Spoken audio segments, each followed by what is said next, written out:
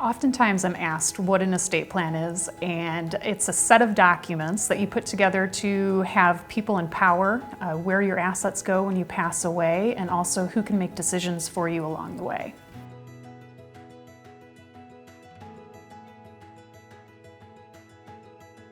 A couple typical goals that I find my clients want are one, to either avoid probate or just to make sure they have the right people in power. With certain documents, we can avoid probate, which is the court process after someone passes away.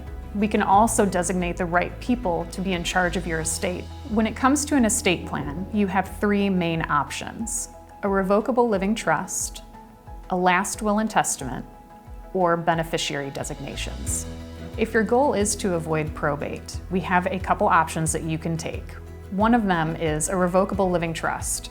A revocable living trust allows you to avoid probate because you have a third party as your trustee to manage your funds. The second option to avoid probate is to designate beneficiaries on your assets. A revocable living trust is a document that allows for you to direct your assets to the beneficiaries of your choosing. We do have to retitle all of your assets into the name of the revocable living trust. This allows the assets to be owned by a third-party entity, the trust, and avoid probate. A last will and testament also allows you to direct your assets to the beneficiaries of your choosing. And sometimes the beneficiaries laid out by the statutes in Indiana are not who you want your assets to be delivered to after you pass. The downside to a last will and testament is that you do not avoid probate. The last option for directing your assets after you pass is to place a beneficiary designation on any of your assets. There are many options to do this. We can even put a beneficiary on your home. It's called a transfer on death deed. That allows for you to pick a beneficiary, and it only transfers to that person upon your passing. We can do the same with bank accounts and, of course, retirement accounts. So what happens if you don't have an estate plan?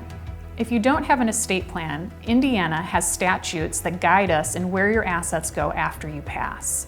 You may not agree with what the state of Indiana has laid out. So by having a revocable living trust, or a last will and testament, or beneficiary designations, you can override the Indiana statutes.